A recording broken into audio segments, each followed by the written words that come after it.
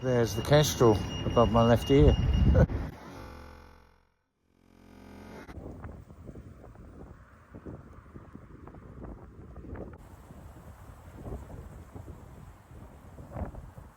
Completely unfussed by me.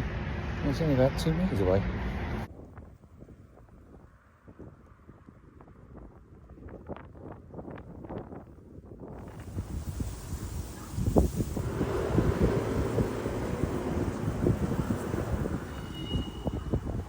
Getting very close to a Kestrel in the Queen Elizabeth Park, and there's plenty more longer bird videos on my YouTube channel, and there's a load coming of all the wonderful birds that I saw in Hokkaido, Japan.